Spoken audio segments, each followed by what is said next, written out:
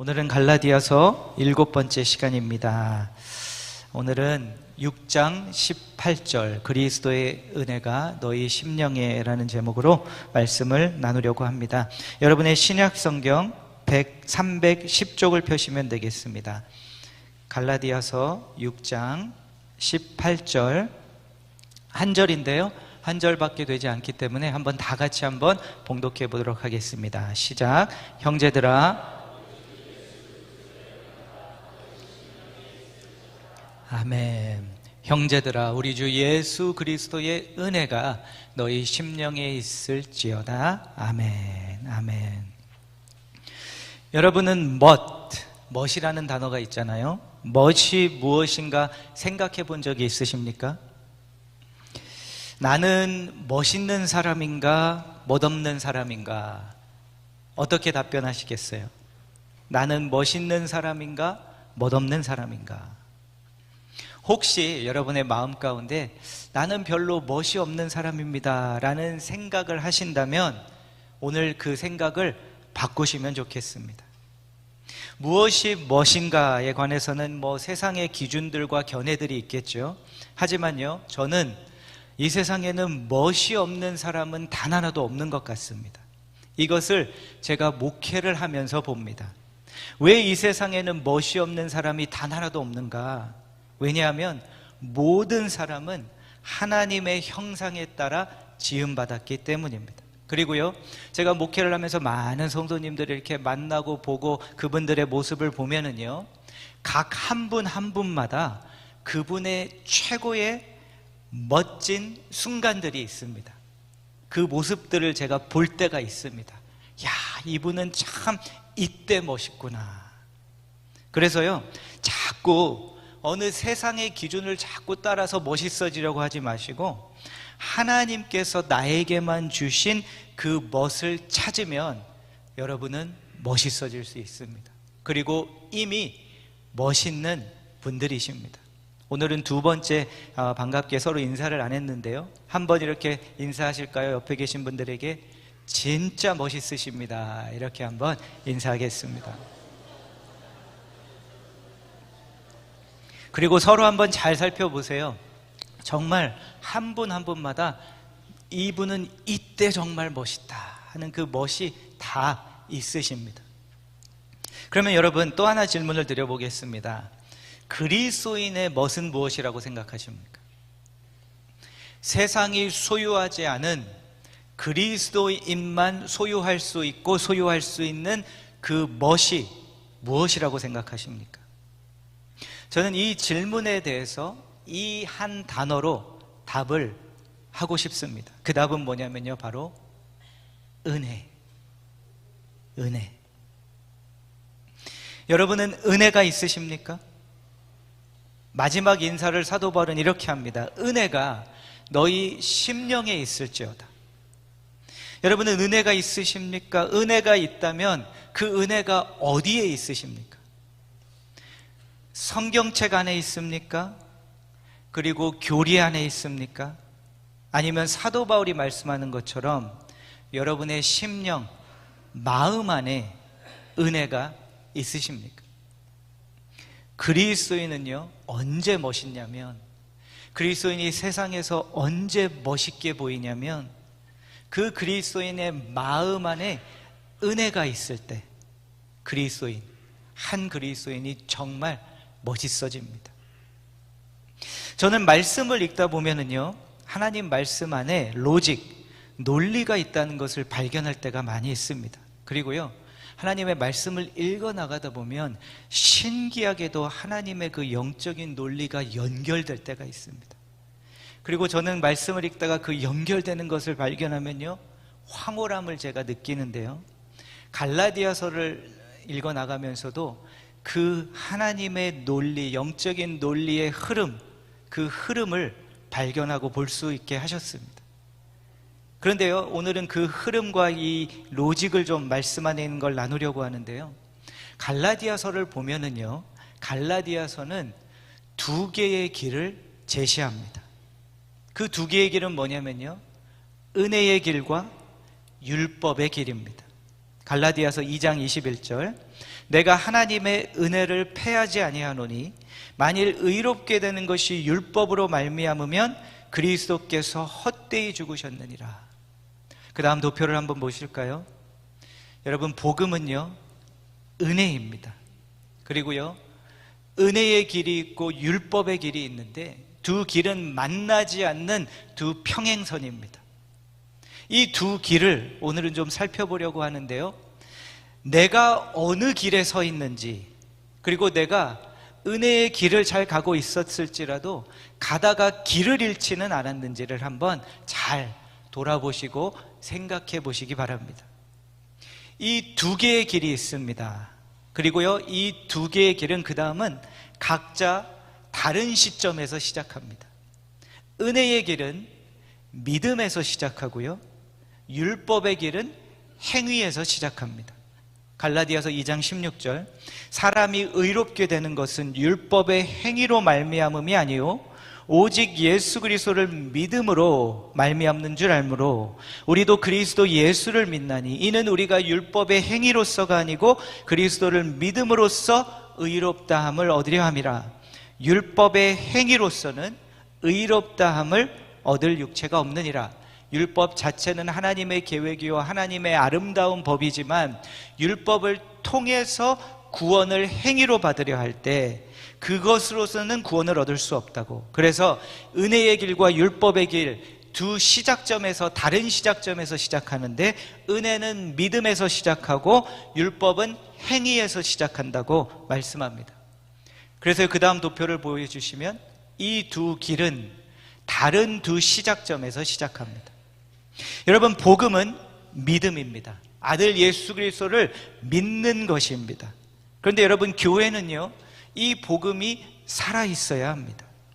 잘 아시는 것처럼 교회를 한소망을 시작한 후에 매년 상반기에서 부활절까지는 복음에 제가 집중해 오고 있습니다. 올해도 그렇게 하고 있고, 그래서 갈라디아서를 필사를 하면서 저희가 함께 복음에 집중하고 있습니다. 그런데요, 혹시 이런 마음이 드시는 분이 있으실지 모르겠어요. 또 복음이야? 또 복음이야?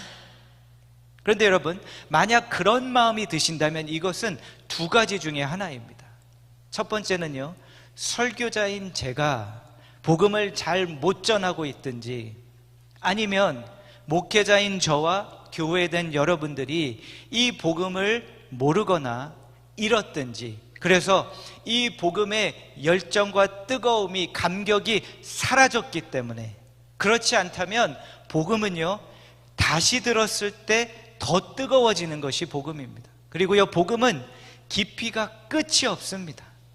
그래서 제가 매년 전할 수 있는 이유는 또다시 복음을 생각하고 말씀을 펴면 전에 보지 못했던 것, 이렇게 복음이 심오한 것이었나, 놀라운 것이었나 라는 그 감격이 끊이지 않고 멈추지 않기 때문에 계속 매년 전할 수 있는 것입니다. 그래서요, 저는 매년 이것을 전할 것입니다. 왜냐하면 복음은 알면 알수록 더 놀라운 것이기 때문에, 보화이기 때문에. 그리고요, 여러분도요, 매년 이것을 함께 같이 발견하시고 누리실 수 있기를 바랍니다. 그래서요, 매년 이렇게 하고 있습니다. 그런데 은혜의 길은 믿음으로 시작하는데, 이 길을 택하면 어느 길을 택하느냐에 따라 두 가지 결과가 일어납니다. 은혜의 길은 속량으로 인한 구원으로 이어지게 되고요, 율법의 행위로 시작된 길은 율법의 저주로 인한 심판으로 이어지게 됩니다. 갈라디아서 3장 13절, 그리스도께서 우리를 위하여 저주를 받은 바 되사 율법의 저주에서 우리를 속량하셨으니 기록된 바 나무에 달린 자마다 저주 아래에 있는 자라 하였음이라. 율법으로 나아가서 구원을 받으려고 하면 하나도 빠지지 않고 다 완벽하게 지켜야 하는데, 그 길로 가보면 결국에는 율법의 저주로 인한 심판밖에 받을 수 없고, 믿음으로 갈 때는 믿음으로 인해 얻는 선물, 속량, 구원의 선물을 얻는 결과로 이어진다고, 두 가지의 결과가 있음을 말씀하고 있습니다. 그런데 여러분, 교회도 그렇습니다. 이 두 가지의 길을 가는, 다른 길을 가는 교회들이 있습니다. 그런데요, 구원의 확신, 그리고 이 기쁨의 길을 가는 교회는요, 행복합니다. 그런데 다시 행위로 해보겠다고 율법의 길을 가는 교회는요, 불행해집니다. 행복하지 않습니다. 그리고 또 어떤 길을 택하느냐에 따라, 도표를 한번 보시고 갈까요? 그래서 두 가지의 결과입니다. 속량 아니면 율법의 저주. 그런데 또 어떤 길을 택하느냐에 따라 다른 신분을 우리가 갖게 됩니다. 은혜의 길을 택한 이들은 아들의 신분을 얻게 되고요, 율법의 길을 택한 이들은 종의 신분을 갖게 됩니다. 갈라디아서 4장 7절, 그러므로 내가 이후로는 종이 아니요 아들이니 아들이면 하나님으로 말미암아 유업을 받을 자니라. 그 다음 답변 돋보시겠습니다. 그래서요, 은혜의 길로 가면 아들이라는 신분을 얻게 되는데, 상속자, 여성들도 포함입니다. 그런데 율법의 길을 가면 종의 신분을 갖게 됩니다. 그리고 종으로 매여 살아가게 됩니다. 율법에, 나의 행위에. 그런데 은혜의 길을 가면 자녀가 됩니다. 자녀는 무엇입니까? 확신입니다. 자녀는 무엇입니까? 평안입니다. 종은 무엇입니까? 두려움입니다. 불안입니다. 왜 종은 두려움과 불안입니까? 항상 주인에게 혼날지 모른다는 두려움이 있기 때문에, 항상 잘못하고 있나 하는 불안함으로 살아가기 때문에. 여러분의 지금 신분은 오늘 이 아침 무엇입니까? 아들입니까? 종입니까? 그리고 어떤 길을 들어서는가에 따라 이제 우리가 어떤 존재로 살아가는지가 결정이 됩니다. 은혜의 길로 들어가게 되면은요, 예수를 통해 사는 존재가 되고요, 율법의 행위로 들어가게 되면요, 내 자신이 살아야 하는 그 존재가 되게 됩니다. 갈라디아서 2장 20절 다 같이 한번 봉독하겠습니다. 시작. 내가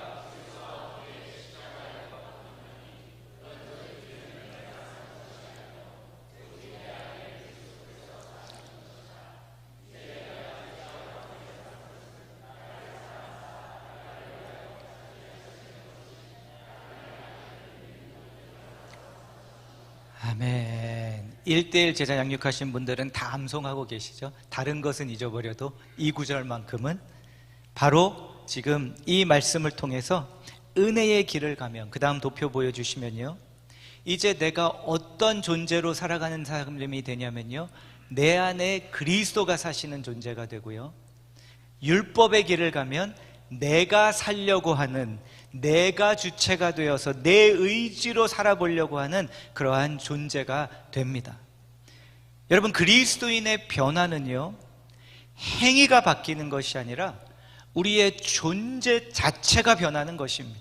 그래서 복음인 것입니다. 무슨 말씀이냐면요, 예수 그리스도를 우리가 영접하게 되면 예수 믿었으니까 이제 네가 행위가 바뀌어야 돼가 아니라 행위가 바뀔 수 있는 존재로 먼저 변한다는 겁니다. 어떤 존재로요? 내 안에 예수 그리스도가 사실 수 있는 존재로, 새로운 피조물이 되었다고 말씀하시는 것, 바로 그것이 그 뜻입니다. 내가 안 되는데 억지로 해봐야 되고 하는 것이 아니라 할 수 있는 존재 자체가 바뀐다는 것입니다.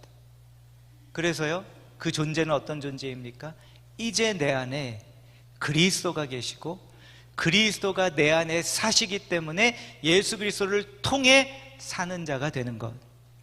그런데 여러분, 이것을 제가 계속 이렇게 묵상하다가 같은 생각인데, 근래에 이제 박영선 목사님 책을 하나 보다가 저보다 이 같은 생각인데 너무나 잘 표현을 해놓으시는 글이 있더라고요. 그래서 그 글을 좀 가지고 왔는데요, 바로 이겁니다. 성경은 하나님이 우리를 기계가 아닌 인격적 존재, 종속적 관계가 아닌 대등한 관계로 우리를 대우하시니 그에 걸맞은 자유를 누리고 책임적 존재로 살라고 요구합니다. 성경이 우리에게 요구하는 순종은 행위 중심의 어떤 것이 아니라 존재론적인 것입니다. 저도 존재론적이란 단어를 생각했었는데 이 목사님도 이 단어를 택하시고 이렇게 설명을 하셨더라고요.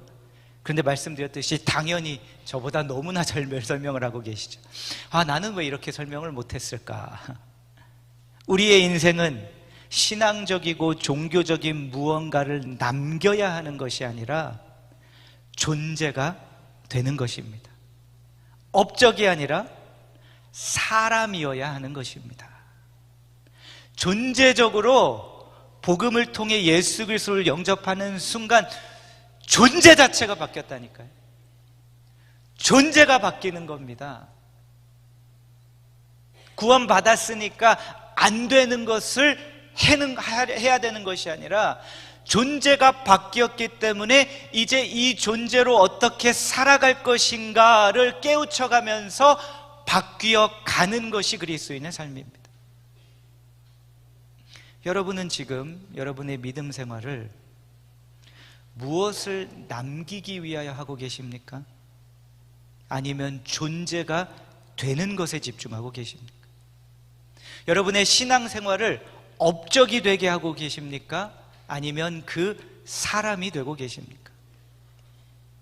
이 목사님도 같은 뜻으로 설명을 하신 거지만 제가 조금만 더 덧붙이겠습니다. 업적이 아니라 사람이어야 하는 것입니다. 그런데 저는 덧붙여서 이렇게 설명을 할게요. 이미 그 사람이 된 것입니다. 이미 그 사람이 되었기 때문에 이제 나는 변할 수 있고 변함받은 자가 되었기에 변한 자로 살아갈 수 있는 것이 은혜의 복음입니다.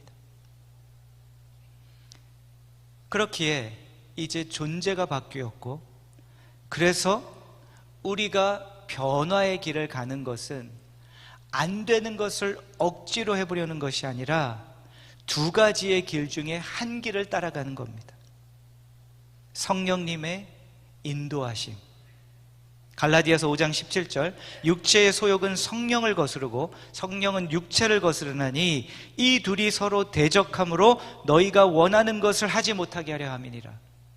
우리가 구원받았지만 죄에서 완전히 자유해지지 않았기 때문에 그 다음 도표를 보시면 우리 안에 두 가지의 방법이 같이 공존하고 있고요, 두 가지의 길이 같이 함께 있습니다. 하나는 성령님이 우리 안에서 주시는 소원을 따라가는 것이 우리 안에 있고요, 또 하나 우리 안에 그 예전 내 예수 믿기 전에 내 안에 있는 육신을 따라 살고자 하는 그 마음도 소욕도 같이 있습니다. 그래서 이제는 은혜의 길을 가며 성령님께서 내 안에 주시는 소원을 따라가면, 잘 따라가면 우리가 변하기 시작한다는 것입니다. 우리 구민혁 군이 지금 AYC에 갔죠. 그런데 그 유스, First Nation 유스, 원주민 유스 안에 어떤 마음이 일어난 겁니까? 성령님께서 주시는 소원, 그 소원은 무엇입니까? 내가 한 번도 사랑을 받지 못했는데 나는 사랑을 받고 싶고, 내가 사랑을 받고 있다는 마음을 느끼고 싶다는, 내가 사랑받는 존재라는 것을 확인하고 싶은 마음이 성령님께서 그 안에서 일으키셔서 일어나게 하신 것이고, 그 원주민 청소년은 그 마음을 감추지 않고 그 소원을 따라 그것을 표현했던 것입니다. 그러자 성령님께서는 그 말을 들은 우리 민혁군 마음 가운데 성령님의 마음이 일어나게 하셔서 그 고백을 듣고 그 마음 가운데 눈물이 넘쳐 흐르게 하시고, 그 마음 안에 주체할 수 없는 그 마음으로 그 유스를 끌어안게 하시고, 그 성령님의 소원을 따라 그 아이를 끌어안아 주었을 때 그 안에 변화의 역사가 은혜의 복음을 통해 시작되었던 것입니다. 바로 이것이 복음이 우리를 변하게 하는 방법이고 길입니다. 그리스도인의 변화는 그래서 훈련과 노력이지만 훈련과 노력만이 아니라 더 적합한 단어는 따름입니다. 내 안에서 성령님께서 주시는 소원을 잘 따르는 것을 훈련하고 노력하는 것이 성화의 길입니다. 변화의 길. 우리 한소망교회에서는요, 이것을 가르치고 이것을 배우고 이것을 훈련하고 노력하는 교회가 되기를 원합니다. 여러분, 말씀드렸듯이요, 우리 인간은요 강한 욕구를 가지고 지음받았습니다. 하나님께서 그렇게 창조하셨기 때문에 우리 안에 있는 육체의 소욕을, 욕구를 우리가 억누르기가 쉽지 않습니다. 거의 불가능하다고 볼 수 있습니다. 여러분의 삶을 돌아보세요. 한 가지 이길 수 없는 그 소욕이 있잖아요. 그거 이겨보겠다고 할 때 이겨집니까? 잠시 이기는 듯 하나 또다시 찾아와서 그것에 또 넘어지고 또 쓰러집니다. 그것을 이기는 방법은 단 한 가지밖에 없습니다. 그것보다 훨씬 더 좋은 게 생기면 됩니다. 그것보다 더 훨씬 큰 소원이 일어나면 됩니다. 그것이 성령님의 소원이고, 그 소원이 내 안에서 일어날 때 내가 그것을 붙들면 우리는 이미 새로운 존재가 되었기 때문에 그 소원을 따라가기 시작하면 그쪽으로 더 깊이 들어갈 수밖에 없습니다. 그러면 이 소원이 더 커서 육체의 소욕이 작아지는 겁니다. 덜 중요해지는 겁니다. 다시 한번 도표를 보여주시면요, 여러분은 지금 어느 길에 서 계십니까? 이 단어 한 단어 한 단어를요, 제가 보니까 우리가 평생 묵상해도 끝이 없는 단어들입니다. 그래서 저는 여러분과 언제 다음번에 갈라디아서를 또 하게 될지 모르지만 다음번 시리즈는 이미 정했습니다. 갈라디아서를 또 하게 되면 이 단어들 중심으로, 물론 이 단어들을 이렇게 조금씩 살펴보긴 했지만 아예 이 단어를 중심으로 한번 다음번에는 갈라디아서 시리즈를 해야 되겠다.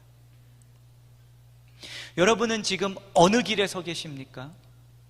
교회에 수없이 수년간 나오셨음에도 불구하고 은혜의 길에 들어서지 않은 분들이 계십니까? 그렇다면 오늘 여러분, 예수 그리스도를 믿음으로 은혜의 길에 들어가시기 바랍니다. 은혜의 길에 들어섰지만 혹시 이 은혜의 길을 가다가 이 길에서 벗어난 분이 계십니까?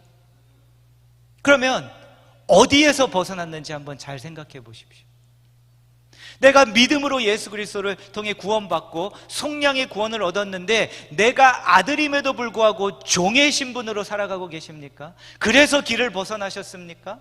그래서 내 안에는 두려움으로 가득 차 있고 불안함으로 가득 차 있고 안 좋은 일이 좀 일어나니 어떤 생각까지 하냐면 하나님께서 나를 미워하시는 것일까? 은혜의 길을 잘 가다가 아들의 길에서 종의 길로 빠지신 겁니다.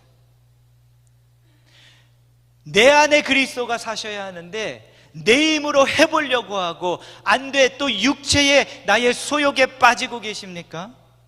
그곳이 여러분이 벗어나신 지점이십니까? 그러면 내가 벗어난 지점에서 다시 은혜의 길로 돌아오십시오.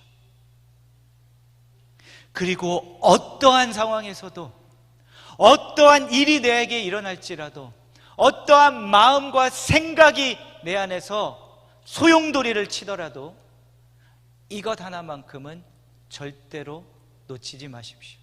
오늘 대지입니다.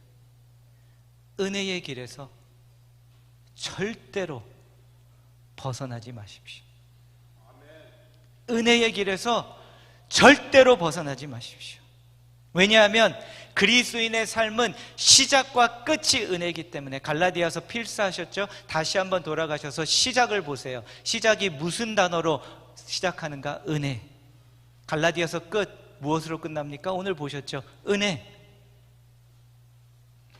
그리스도인이 마음의 은혜를 상실하면 그 마음이 다른 것으로 채워지게 됩니다. 아까 도표에서 또 보신 것처럼 내 행위로 채워지고 종의 마음으로 채워지고 생각으로 채워지고, 그리고 그 마음의 은혜를 상실하고 다른 것들로 채워지면요, 심한 극단적인 경우에는, 여러분 죄송합니다, 표현을 좀 이렇게 해서, 은혜가 사라지고 다른 것으로 채워지는 그리스도인들은 세상이 보기에 역겨운 그리스도인이 됩니다. 은혜를 마음에 가지고 있으면 멋진 그리스도인이 되는데, 은혜가 사라지고 다른 것들로 채우면 세상이 볼 때 우리를 역겨워한다는 것입니다, 여러분. 그렇기에 저는 그리스도인에게 그리고 교회에 은혜는 절대적이라고 생각합니다. 저는 영어권 사역을 먼저 했었기 때문에 영어권은 주로 그 회중을 부교육자가 담당을 합니다. 거의 담임 목회자처럼. 그래서 몇 번 또 이름을 짓는 기회도 있었고 이름을 바꾸는 기회도 있었고 그런 기회들이 여러 번 있었어요. 그런데 한 번 영어 회중에 제가 맡게 되면서 이름을 새로 바꾸는 기회가 있었는데 그때 이름을 제가 Grace Life라고 줬어요. 그리고 Grace Life라고 이름을 지면서 우리의 가치관 그리고 비전, 사명을 이 세 가지의 모토로 담아서 회중들과 나누었었습니다. 그 다음 보여주시면요, 받은 은혜, Receiving Grace, 잘하는 은혜, Growing Grace, 나누는 은혜, Sharing Grace. 은혜는요, 먼저 우리가 하나님께 받아야 합니다. 은혜는 내가 먼저 만들 수 있는 게 아닙니다. 창출할 수 있는 게 아니고요, 창조주 하나님께서 새 창조의 사건을 아들 예수 그리스도를 통해 성령님과 함께 우리 안에서 이루어 주시고 그 은혜의 선물, 전적으로 믿음으로만 구원을 얻게 하시는 그 은혜를 먼저 우리가 하나님으로부터 받아야 합니다. 그리고 나서 그 은혜를 받게 되면은요, 그 은혜를 죽여버리지 않고 내 자신 안에서 이 은혜가 계속 자라나야 합니다. 누룩처럼, 하나님 나라의 누룩처럼 이 은혜가 부풀어 가야 합니다. 그러면 어떤 결과가 일어나는가? 나아가서 그 은혜를 자연스럽게 나눌 수밖에 없습니다. 쉐어할 수밖에 없습니다. 그런데요, 이 은혜가 우리에게 임하게 되면 이 세 가지, 하나님, 자신, 이웃, 이 관계를 그 은혜가 우리로 하여금 살아가게 하는 힘과 길이 됩니다. 가장 중요한 계명이 뭐라고 하셨죠? 누구를 사랑하고 너 자신과 같이 누구를 사랑하라? 이웃을 사랑하라. 은혜가 내 안에 있으면 가장 큰 계명을 우리가 지킬 수 있게 됩니다. 하나님과의 관계에서, 나 자신과의 관계에서, 내 이웃과의 관계에서. 그렇기에 은혜가 전부라는 것입니다. 은혜의 관점에서 보면 그리스도인의 삶과 교회의, 우리 믿음의 공동체의 모든 것입니다. 은혜가 처음과 끝, 시작과 마지막입니다. 그렇다면 이 받은 은혜가 우리 안에서 자라고 또 그 은혜를 나눌 수 있는 자가 되기 위해서는 어떻게 해야 할까요? 이 받은 은혜를 잘 품어야 하고 간직해야 합니다. 저는 우리 한국어 단어들 중에 품는다, 간직한다, 이 단어가 너무 좋아요. 이 받은 은혜를 버리지 않고, 쏟아버리지 않고, 잃어버리지 않고 잘 품고 간직해야 한다는 것입니다. 왜냐하면 품고 간직하는 이들에게는 이 은혜가 사라지지 않고 부풀러 올라 나누는 은혜가 되게 하시기 때문에, 은혜라는 단어로 다시 한번 갈라디아서를 정리하면서 이 다짐을 해보았습니다. 우리 한소망 교회는 절대로 제가 이 자리에 서 있는 한 종교 생활하는 교회 되지 않을 것이다. 최소한 나는 절대로 그것을 가르치고 전하지 않을 것이다. 안 하면 안 되는, 억지로 죄책감에 다른 눈들을 의식하고 그것에 따라 마음의 은혜는 없는데 하는 척하는 교회 절대 되지 않을 것이다. 은혜 때문에 진실함이 항상 묻어나는 교회. 조금은 엉성해 보여도, 지난 몇 년간 엉성한 저를 이미 보셔서 엉성해 보일지라도 은혜가 있는 교회. 교회라는 공동체는 신기합니다. 신비스럽습니다. 왜냐하면요, 다 완벽하게 갖추면 잘 될 것 같은데 신기하게도 완벽하게 다 갖추는 순간 교회의 멋이 사라지는 경우들이 있더라고요. 놀라워요. 다 갖추는 순간 매력이 사라지는 경우들이 있더라고요.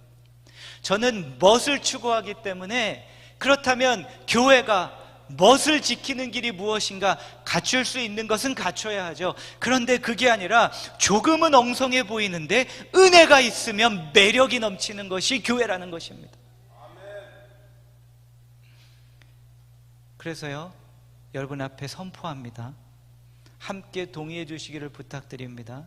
한소망 교회는 마음의 은혜를 품고 간직하지 않는 성도는 리더가 될 수 없습니다.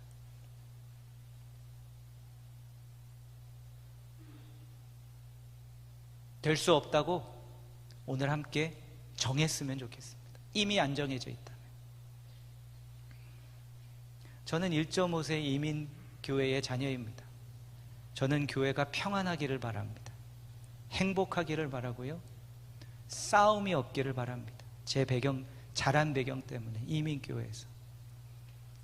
싸우는 교회는 여러분 교회 아닙니다. 싸우면서 할 필요 없습니다. 교회에서 싸우는 거 아닙니다.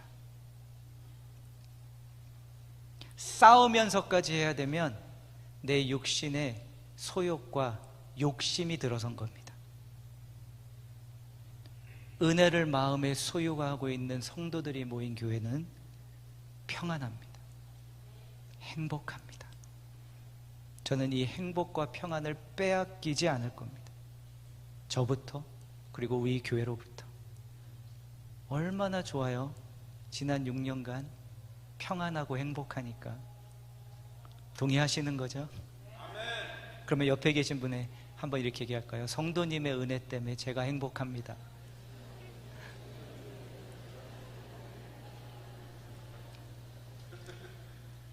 왜 이렇게 크게 웃으셨어요?